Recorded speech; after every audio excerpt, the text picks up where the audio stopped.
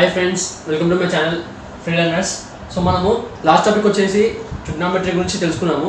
And trigonometry ఒకవేళ మీరు ఆ వీడియో చూడనట్టయితే నేను మీకు ఐ కార్డ్ ప్రొవైడ్ చేస్తాను, అలాగే డిస్క్రిప్షన్లో ఉంటుంది, ప్లీజ్ చూడండి. ఓకే, ఎందుకంటే అది చూస్తే మీకు ఈ టాపిక్ అనేది అర్థమవుతుంది. అది చూడకుండా డైరెక్ట్ చూసిరు అనుకోండి మీకు అర్థం కాదు. సో అది మనకి బేసిక్ ట్రిగ్నోమెట్రీ, అందులో మనకి అన్ని యాంగిల్స్ యొక్క వాటి ఫార్ములాస్ ఉంటాయి, అది చూడండి, ఇంపార్టెంట్ అది. ఓకే, సో ఇప్పుడు మనము నెక్స్ట్ టాపిక్ ట్రిగ్నోమెట్రీ తర్వాత ఏంటిది మనకి applications of trigonometry. Okay friends, applications అంటే ఏంటి, మనం నార్మల్గా డైలీ లైఫ్లో మనకి జరుగుతున్న మనం చూసే కొన్ని అప్లికేషన్స్ ఏంటి ఏంటంటే వాటి గురించి ట్రిగ్నోమెట్రీ ఎక్కడ మనం చూసామో, ట్రిగ్నోమెట్రీ ఎక్కడ యూస్ఫుల్ అవుతుందో మనము ఇందులో తెలుసుకుంటాం ఈ టాపిక్లో. సో ఇక్కడ మనము ఈ బోర్డు మీద చూసినట్టయితే మనకి 2 ఎగ్జాంపుల్స్ ఇక్కడ చూసాను. ఓకే, ఈ 2 ఎగ్జాంపుల్స్లో ఫస్ట్ వచ్చేసి మనకి ఇక్కడ సపోజ్ ఇది ఒక మనిషి అనుకోండి మనిషి. సో అండ్ ఇది ఒకటి టవర్ ఇది టవర్ అండ్ స్ట్రీట్ లైట్ అనుకోండి. సో ఇది ఒక టవర్ లేకపోతే పోల్, మనకి పోల్ అంటే బెస్ట్ ఇది. సో ఇది గ్రౌండ్. అంటే మనకి ఇక్కడ అబ్జర్వ్ చేసినట్టయితే ఒక మనిషి అది చూస్తుండు, ఏ పర్సన్. సో అది చూస్తుండు, అది మనకి ఇక్కడ యాంగిల్ అతను ఐస్ నుంచి ఇలా చూస్తే పైకి ఇలా స్ట్రేట్ లైన్ తీసుకోవాలి. సో మనకి ఒక ట్రయాంగిల్ ఫామ్ అవుతుంది. అండ్ ఈ పోల్ మనకి స్ట్రేట్ ఉంటుంది కాబట్టి ఎప్పుడైనా 90 degrees ఫామ్ చేస్తుంది. సో ఈ ట్రిగ్నోమెట్రీ అనేది మన డైలీ లైఫ్లో ఇలాంటి ఎగ్జాంపుల్స్ దగ్గర మనకి యూస్ఫుల్ అవుతుంది. అంటే ఇక్కడ ఈ యాంగిల్, సపోజ్ ఈ యాంగిల్ మనకి థీటా చూసిన అనుకోండి, సో మనకి డిస్టెన్స్ ఫైండ్ చేయొచ్చు, ఈ డిస్టెన్స్ కానీ ఆ డిస్టెన్స్ కానీ ఫైండ్ చేయొచ్చు. ఓకే, అండ్ ఇక్కడ ఇంకోటి చూసుకున్నట్టయితే ఇది సపోజ్ ఒక వాల్, ఈ వాల్ అండ్ ఇది ఎర్త్, ఇది ల్యాడర్. సో నిచ్చెన అనుకోండి, నిచ్చెన ఇది. సో ఇది నిచ్చెన కూడా మనకి యాంగిల్లో ఒక యాంగిల్లో మనం బెండ్ చేస్తాం, దాన్ని గోడకి ఒక యాంగిల్లో మనం పెడితేనే బెండ్ చేసి పెడితేనే మనకి అది ఆగుతుంది. స్ట్రైట్గా పెట్టినా మనకు నిచ్చెన ఉంటుంది కానీ ఎక్కాలి కదా. సో ఈ యాంగిల్ అనేది ఇక్కడ సపోజ్ ఇది కూడా యాంగిల్ థీటా అనుకుందాం. సో దీన్ని మనం ఏమంటామంటే ఈ 2 ఎగ్జాంపుల్ చూసినాం కదా, ఇక్కడ నుంచి ఇక్కడ పైకి యాంగిల్, దీన్ని angle of elevation.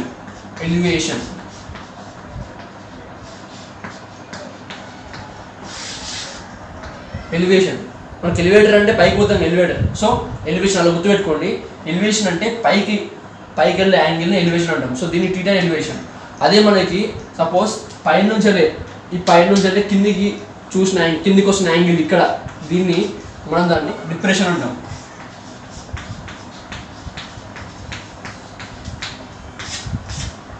Okay friends, ఈ angle of elevation, angle of depression, ఈ టూ బేస్ పైనే మనం కంప్లీట్ ఈ అప్లికేషన్స్ ఆఫ్ ట్రిగ్నోమెట్రీ మనం చేస్తాము. సో ఇది ఇంకొకటి మెయిన్ ఏంటంటే ట్రిగ్నోమెట్రీ రేషియోలో ఇది మనకి కంప్లీట్గా మ్యాక్సిమం 90% to 90+% మనం ట్యాన్ వాడతాం. ఎందుకంటే స్లోప్కి మనం ట్యాన్ వాడతాము. స్లోప్ అంటే మీకు తెలుసు కదా, ఆల్రెడీ ట్యాన్ రేట్ అయిపోయి స్లోప్ వస్తుంది. సో స్లోప్ ఆ ప్రకారంగా వాడుకోవచ్చు. మళ్ళీ ఈ డిస్టెన్స్ ఫైండ్ చేయడంలో కూడా మనకి ట్యాన్ రేట్ వాడితే మనకి ఆన్సర్ వస్తుంది. సో ఒకవేళ ఫ్రెండ్స్ ఈ యాంగిల్ ఆఫ్ ఎలివేషన్ కానీ మనకి ఎగ్జాంపుల్స్ ఇచ్చినట్టయితే మనం కంప్లీట్గా ట్యాన్ రేట్ వాడాలి. అండ్ ఇందులో పెద్దగా మనం ఫార్ములాస్ తెలుసుకోవడానికి అవసరం లేదు, ఎందుకంటే మీరు ఆల్రెడీ ట్రిగ్నోమెట్రీకి చూశారు కదా. ట్రిగ్నోమెట్రీ సేమ్ అదే ఫార్ములాస్ యూజ్ చేయాలి, కాకపోతే అప్లికేషన్ మనం ఎట్లా యూజ్ చేయాలో తెలుసుకోవాలి. సో ఫ్రెండ్స్, మనం ఇప్పుడు 5 questions చూద్దాం. ప్రాబ్లమ్స్ అప్లికేషన్ ఎగ్జామ్ ఎట్లా వస్తాయో నేను ప్రీవియస్ పేపర్స్ పిక్ చేశాను. సో మీకు కంప్లీట్ ఐడియా వస్తుంది ఈ అప్లికేషన్స్, దీనికి ట్రిగ్నోమెట్రిక్ రేషియోస్ ఎలా ఫైండ్ చేస్తాము, ఎలా యూజ్ చేస్తాము. ఓకే, సో క్వశ్చన్స్ చూద్దాం ఫ్రెండ్స్. ఓకే, నోట్ చేసుకోండి. ఓకే ఫ్రెండ్స్, మనకి ఇప్పుడు ఫస్ట్ క్వశ్చన్ చూసినట్టయితే ఫస్ట్ క్వశ్చన్ వచ్చేసి and observer of height. Observer అంటే ఒక పర్సన్ హైట్ 1.8 మీటర్ అంట. పర్సన్ యొక్క height 1.8 metre is 13.2 metre away from a palm tree. So ఒక పామ్ ట్రీ అంటే ఏంటిది, పామ్ ట్రీ తెలుసు కదా, డేట్స్ ఉంటాయి. ఆ palm tree suppose palm tree నుంచి 13.2 metre away నిలబడ్డాడంట. And elevation is 45 degrees. ఈ ఎలివేషన్ ఈజ్ 45 degrees కంప్లీట్ రాయాలి ఇక్కడ. ఫ్రమ్ ఈజ్ హైస్,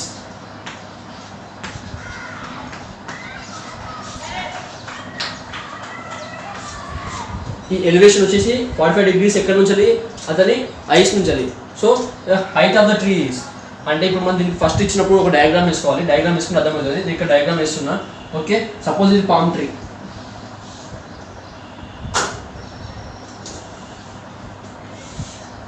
అది పామ్ ట్రీ, ఇది గ్రౌండ్, ఈ యొక్క పర్సన్ ఇక్కడ నిలబడ్డాడు. ఓకే, చిన్న లైన్ పర్సన్. సో ఇది ఎంత డిస్టెన్స్ నిలబడ్డాడు, ఇక్కడ 13.2 meters నిలబడ్డాడు. అండ్ ఇంకా ఏం చెప్పారు, మీద హైట్ వచ్చేసి కూడా 1.8 meter దీనిది. And angle of elevation from his eyes అంటే అతని కళ్ళు అంటే మనం దాని టాప్ అనుకుంటాం ఇక అంటే ప్రాబ్లమ్స్లో మనకి ఒకవేళ ఫ్రమ్ హిస్ హైస్ అంటే హెడ్ కాదు కదా టాప్ కాదు కదా మన ఈ డిస్టెన్స్ కూడా కనుక్కోవాలని అట్లా అవసరం లేదు. ఐస్ ఇస్తే దాన్ని మనము టాప్ పాయింట్ అనుకోవాలి. సో ఈ పాయింట్ నుంచి అది పామ్ ట్రీ టాప్కి సో ఎంత 45 degrees. సో మనకి హైట్ ఆఫ్ పామ్ ట్రీ అంటే పామ్ ట్రీ ఇక్కడ నుంచి దీని హైట్ మొత్తం ఇక్కడ వరకు. ఓకే ఫ్రెండ్స్, ఆ హైట్ మొత్తం ఆ హైట్ ఫైండ్ చేయాలి. అంటే మనకి ఇప్పుడు వాల్యూస్ ఏం లేవు, ఇట్లా ఫైండ్ చేసామంటే ఫస్ట్ మనకి ఇచ్చిన ఎలివేషన్ ఉంది కదా, యాంగిల్ ఎలివేషన్ 45 degrees. సో ఆ ఎలివేషన్తో మనం ఫైండ్ చేయవచ్చు. దానికి మనం ఫస్ట్ tan θ ఈక్వల్ టు అది చేయాలి. So tan 45.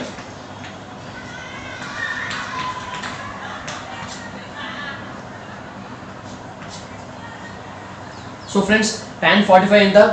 tan 45 equal to మనకి తెలిసిన విషయం ఏంటిది, tan అంటే అపోజిట్ బై అడ్జసెంట్. అంటే ఇది మనకు తెలియదు ఎక్స్ అపోజిట్ ఎక్కడ వరకు, ఓన్ ఇక్కడ వరకే, ఇది కన్సిడర్ చేసలేము ఎందుకంటే ఈ యాంగిల్ కాబట్టి ఇక్కడ వరకు ఎక్స్.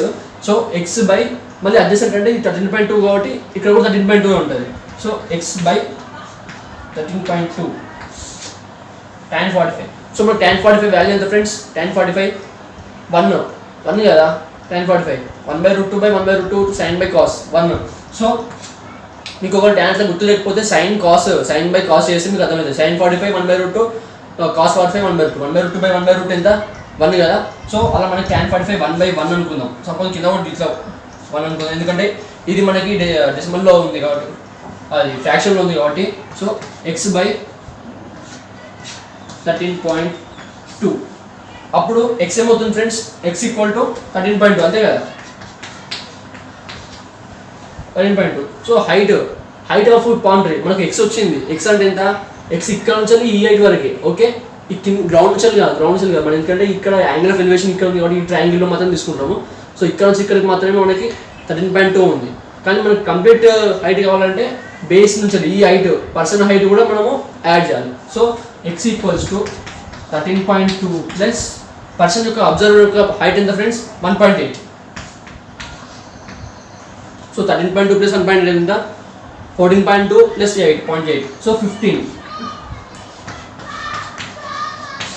మీటర్స్ ఉంది, 15 మీటర్స్. సో పామ్ ట్రీ యొక్క హైట్ వచ్చేసి 15 మీటర్స్. ఓకే, ఇలా మనము ఓకే ఎలివేషన్ యాంగిల్ ఇస్తే మనము ఫైండ్ చేయొచ్చు. ఓకే ఫ్రెండ్స్, నోట్ చేసుకోండి. నెక్స్ట్ క్వశ్చన్ చూద్దాం. Okay, so friends second question ఏంటి friends? A person wax 5 meters west and then 5 meters north and the distance from the observed point is. So ఇట్లా questions వచ్చినప్పుడు ఇది నార్మల్గా competitive ఎగ్జామ్స్లో చదువుతాడు, aptitude కిందకి వస్తుంది. అండ్ ఈ క్వశ్చన్స్కి మనము ఫస్ట్ ఒక డయాగ్రామ్ వేసుకోవాలి. ఓకే ఫ్రెండ్స్, డయాగ్రామ్ వేసుకుంటే మనకి క్లియర్ ఐడియా వస్తుంది. సో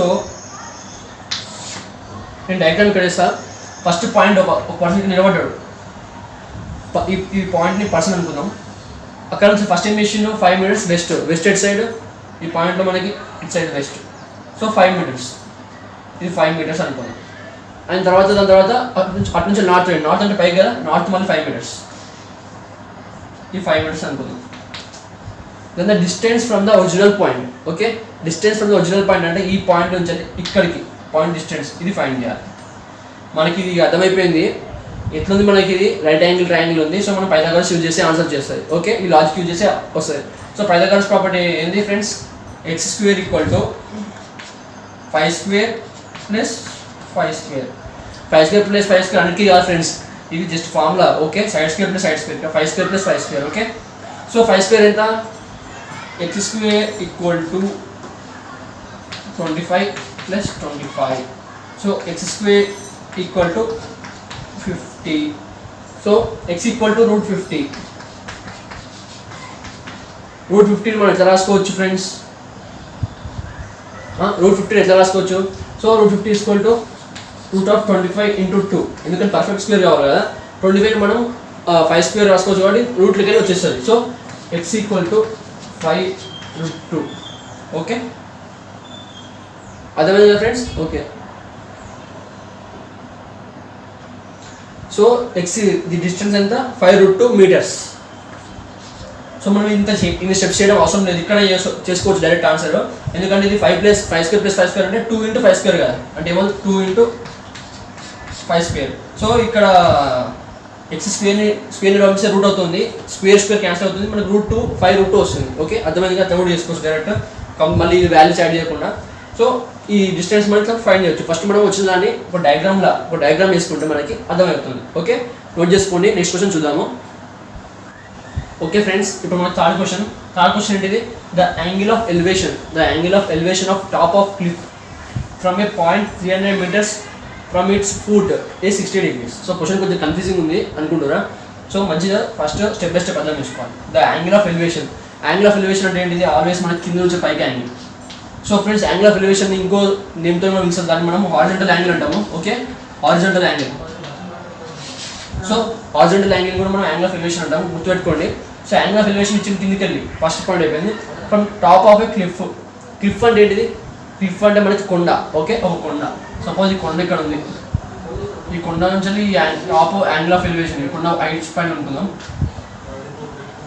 సో ఈ కొండ హైయెస్ట్ పాయింట్ నుంచి ఫ్రమ్ ఏ పాయింట్, ఒక పాయింట్, అది ఎక్కడ నుంచి యాంగిల్ ఆఫ్ ఎలివేషన్ ఒక point 300 meters from it's foot, అంటే కొండ ఫుట్ ఇది అనుకుంటే, కొండ ఫుట్ ఇక్కడ నుంచి 300 meters అంట. 300 meters అవే. సో ఇది 300 meters. Okay, 300 meters away 60 degrees. Then the height of cliff. So height. ఈ హైట్ ఎంత?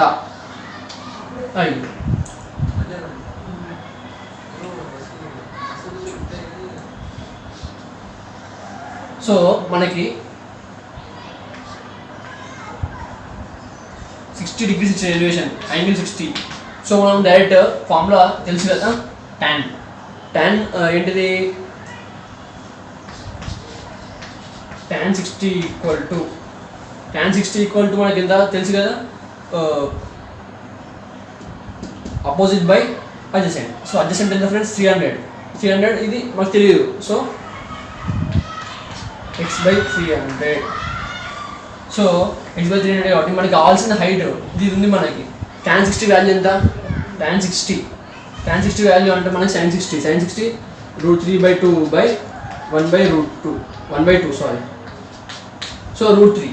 So √3 equal to x/300. అర్థమైంది కదా? అది sin 60/cos 60 చేస్తే మనకి tan 60 వస్తుంది. ఎందుకంటే గుర్తుపెట్టుకోకపోతే అలా చేసుకోవచ్చు. సో x ఈక్వల్ ఎంత friends? x equals to 300 into 300√3 meters. So height of cliff ఎంత? 300√3 meters. ఓకే, అర్థమైంది కదా? నోట్ చేసుకోండి. నెక్స్ట్ క్వశ్చన్ చూద్దాం. ఓకే, సో ఫ్రెండ్స్, ఇప్పుడు మనకి ఫోర్త్ క్వశ్చన్ ఇచ్చారంటే 2 towers ఉన్నాయంట.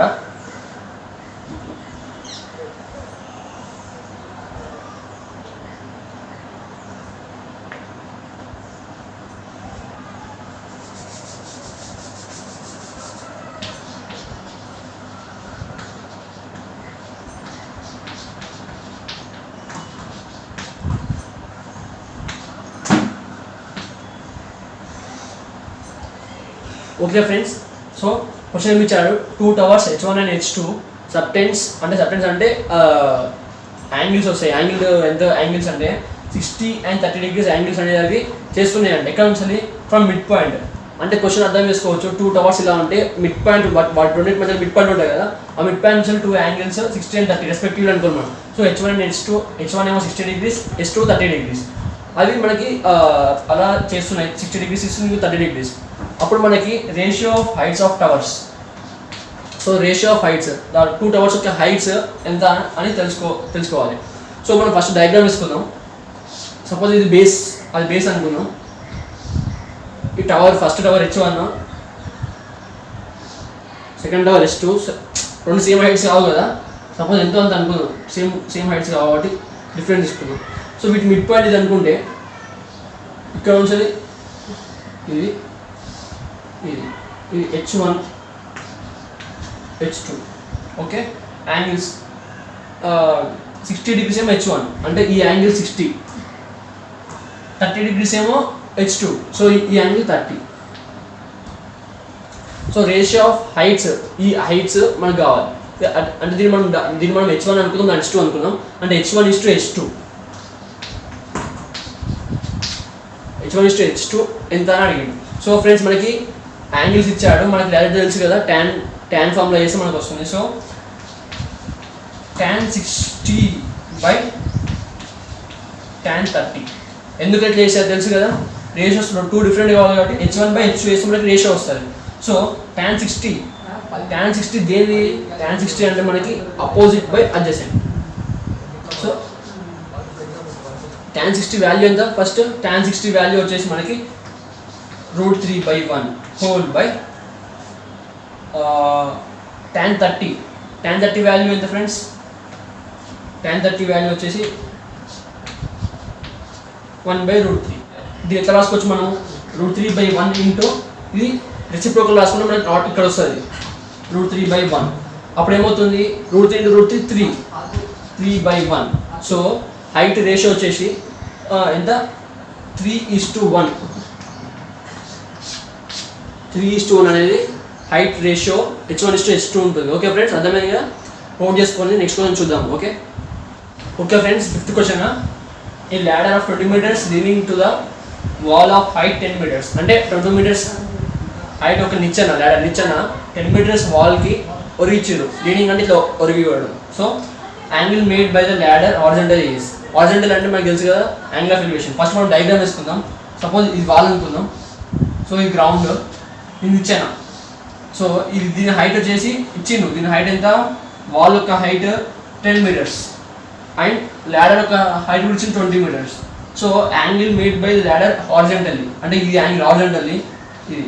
సో ఈ యాంగిల్ ఎంత, టీటా అనుకున్నాం. సో టీటా ఈక్వల్ టు మనకి ఏముంది ఇక్కడ ఆల్రెడీ మనకి అపోజిట్ బై హైపోటెన్యూస్. ఇది హైపోటెన్యూస్ కదా, opposite by hypotenuse. So 10/20. So opposite by hypotenuse అంటే దేనికోసం మనకి sin theta. So sin theta 10/20. So 1/2 అవుతుంది.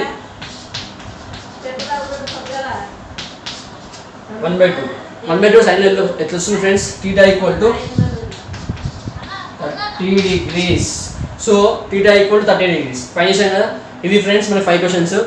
ఈ 5 క్వశ్చన్స్ తర్వాత మీకు ప్రాక్టీస్ కోసము ఎక్కువ క్వశ్చన్స్ ఏం లేవు, ఎందుకంటే ఇచ్చిన ఈ మోడల్స్ నేను చెప్పిన ఈ 5 క్వశ్చన్స్ మోడల్ నుంచి గ్యారంటీ గన్ షాట్ వస్తుంది. క్వశ్చన్స్ గన్ షాట్ అంటాం కదా, ప్రాక్టీస్ ఆల్రెడీ వినే ఉంటారు.